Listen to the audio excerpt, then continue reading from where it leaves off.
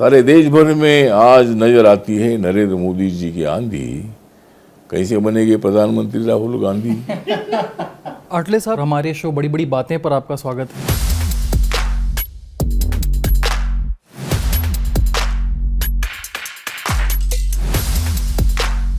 MP के सीधी से आदिवासी युवक पर पेशाब करने का ये वीडियो जबरदस्त तरीके से वायरल हो रहा है। कास्ट बेस्ड सेंसस होने से कास्टिज्म बढ़ेगा ऐसा नहीं है। कहा शरद पवार के खिलाफ बगावत कर अजीत पवार ने आखिरकार महाराष्ट्र के डिप्टी सीएम की शपथ ग्रहण कर ली। पवार साहब इधर आते थे तो एनसीपी में फूट नहीं होती थी।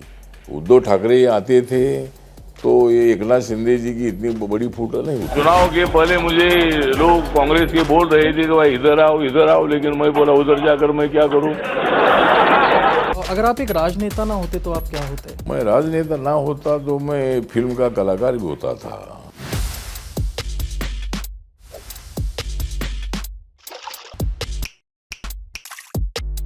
आटले साहब, क्विंट और क्विंट हिंदी में आपका स्वागत है और हमारे शो बड़ी बड़ी बातें पर आपका स्वागत है। मैं सबसे ये पूछता हूँ पहला सवाल कि बड़ी बड़ी बातें, ये कहावत जो है, इसके कई औचार हो सकते हैं, कई इम्प्लीकेशंस हो सकते हैं, कई मतलब निकल सकते हैं। तो आप इसको कैसे देखते हैं आज की राजनीतिक स्थिति को? मुझे लगता है कि राजनीति में बातें होनी चाहिए, लेकिन अगर काम बड़ा होता है तो बड़ी बड़ी बातें होनी चाहिए। जब काम होता नहीं तो छोटी छोटी बातें होती है। तो लेकिन राजनीति में कुछ लोग बहुत ज़्यादा बड़ी बातें करते हैं, लेकिन जहाँ तक हम लोगों का काम है वो काम खाली बड़ी बातों का काम नहीं है। तो बड़ा काम करने का हमारा ढंग है, हमारी भूमिका है, और उसको कोई लोग बड़ी बड़ी बातें तो समझते होंगे, लेकिन हम बड़ा काम करते हैं, बड़ी बातें नहीं करते हैं। देश में आज जो स्थिति है, हम कई हादसे देखते हैं दलितों के साथ, पिछड़े वर्गों के साथ। हम 76 ईयर में हैं इंडिपेंडेंस के। जो सक्सेसिव सरकारें हैं, जो सक्सेसिव गवर्नमेंट्स हैं, उनकी तरफ से किस तरह की कमियां रह गई हैं एक इक्वालिटी को लाने में? मुझे लगता है कि जिस तरह दलित पर अत्याचार होते हैं, आदिवासी पर अत्याचार होते हैं, महिलाओं पर अत्याचार होते हैं, उस अत्याचार रोकने की जिम्मेदारी राज्य सरकारों की होती है।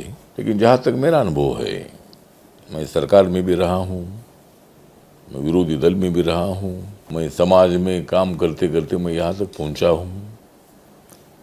तो मेरा अनुभव ये है कि दलित अत्याचार को पॉलिटिकल एंगल से नहीं देखना चाहिए, उसको सोशल एंगल से देखने की आवश्यकता है। जिस तरह डॉक्टर बाबा साहब अम्बेडकर जी पर अन्याय हुए, बाबा साहब अम्बेडकर जी का हर कदम कदम पर अपमान हुआ। इतनी बड़ी डिग्रियां लेकर बाबा साहब अम्बेडकर जी कोलंबिया यूनिवर्सिटी से लंदन स्कूल ऑफ इकोनॉमिक्स में पढ़ाई करके यहाँ आए। लेकिन ये भी बात ऐसी थी कि हमारे समाज को खुद को गुलाम समझकर अपना समाज रहता था। कोई अत्याचार करता है, वो अत्याचार उनको लगता ही नहीं था। उनको लगता था कि भाई परंपरा है, हम तो अछूत है, हम तो गांव के बाहर रहने वाले हैं, और हमें गालियां देने का, हमें उल्टा सीधा बोलने का उनका अधिकार है। इसी तरह की भावना तब समाज में थी। और आज जात के नाम पर जब सेंसस की बात आती है तो सरकार के सामने टेक्निकल डिफिकल्टी आती है कि जात को खत्म किया है तो जाति के आधार पर कैसा सेंसस हो।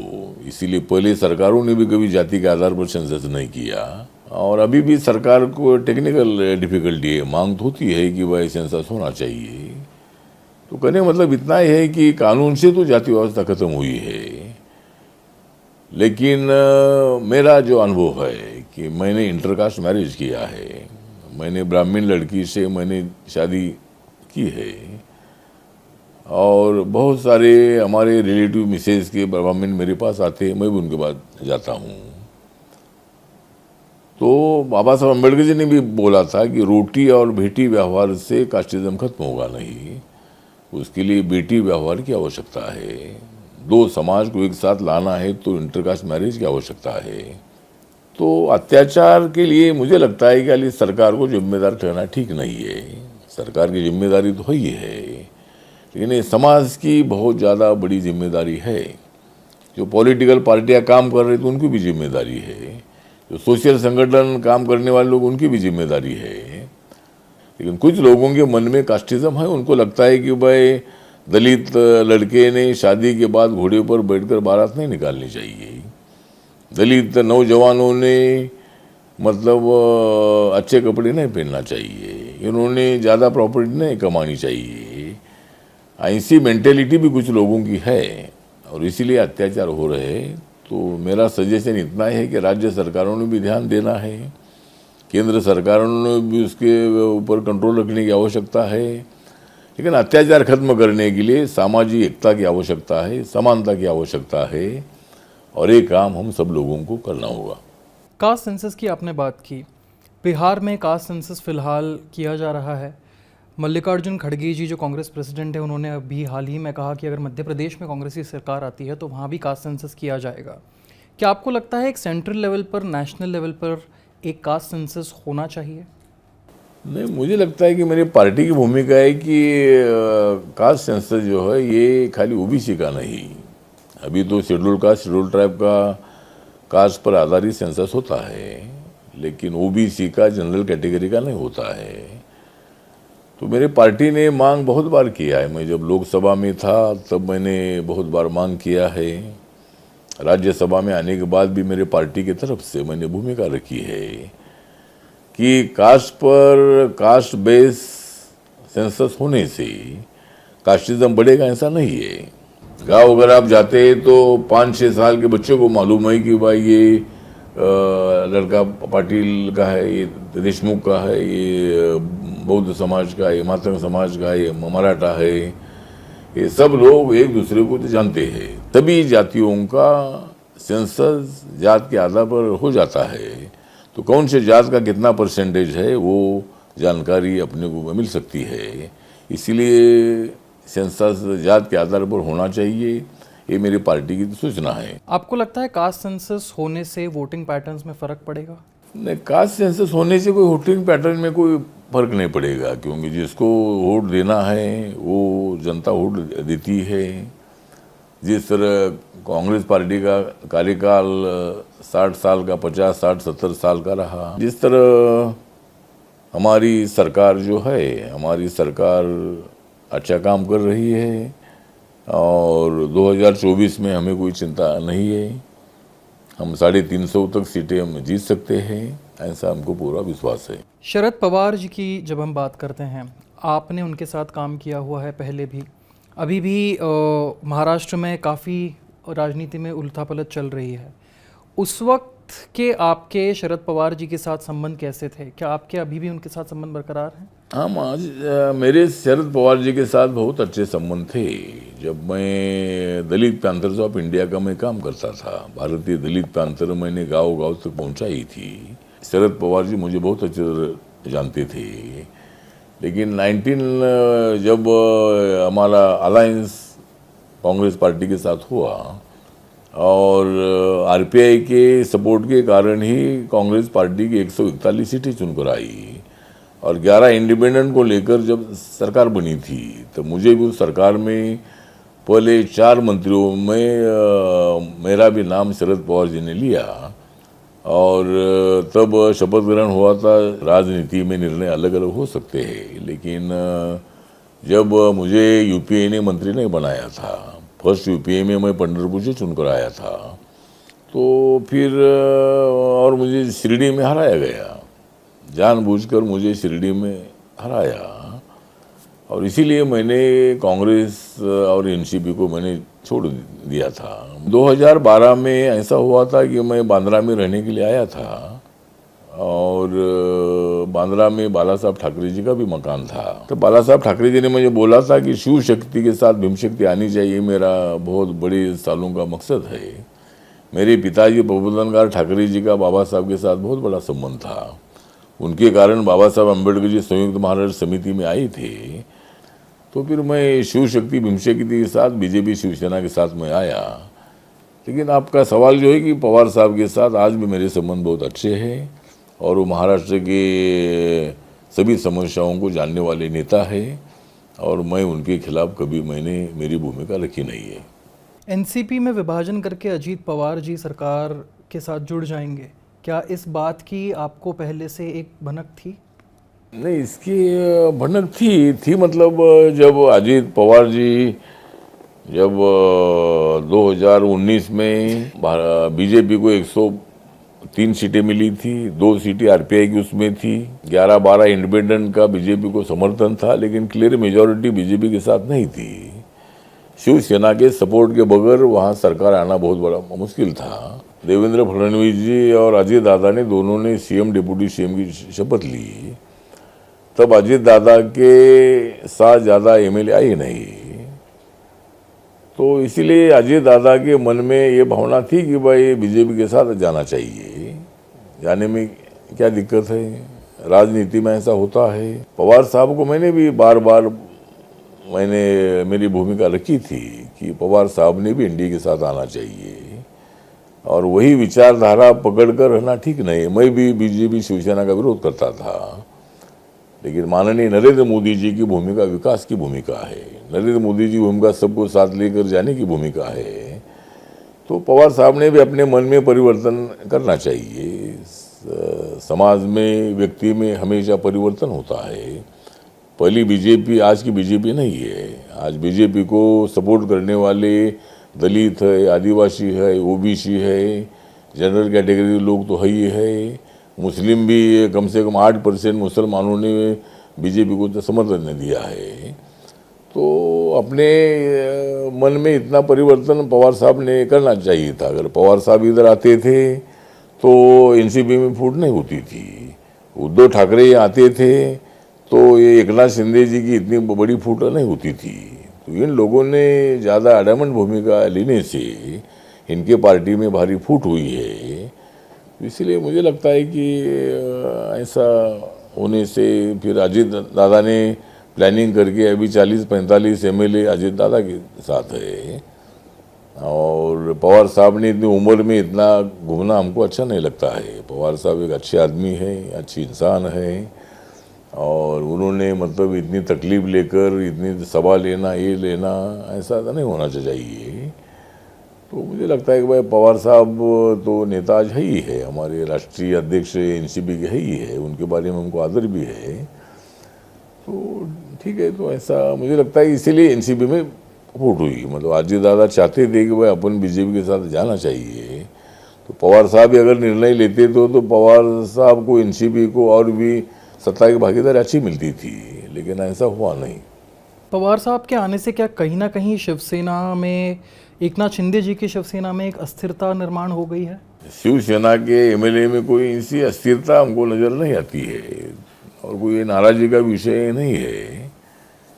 वैसे अजीत दादा की हमें कोई आवश्यकता नहीं थी। हमारे पास 164 एमएलए की संख्या थी, लेकिन अजीत दादा ही खुद चाहते थे कि भाई मैं आपके साथ आता हूँ, और इसीलिए मतलब बीजेपी ने और हमारे महायुति ने अपने दरवाजे खुले रखे, और फिर अजीत दादा को भी हमने साथ में लिया है। बहुत लोगों का कहना है कि शरद पवार जी जानते थे कि ये होने वाला है, लेकिन फिर भी उन्होंने ये होने दिया, और वो दोनों तरफ के ऑप्शंस ओपन रख रहे हैं। आपको लगता है ऐसा कुछ है? हाँ, दोनों तरफ से ऑप्शन ऐसा लगता नहीं, क्योंकि पवार साहब तो बोल रहे हैं कि भाई मैं तो, मेरी भूमिका है, लेकिन ये पहले पवार साहब बोलते थे, मुझे याद है कि जिनको जाना है वो जाए, मैं नहीं जाऊंगा।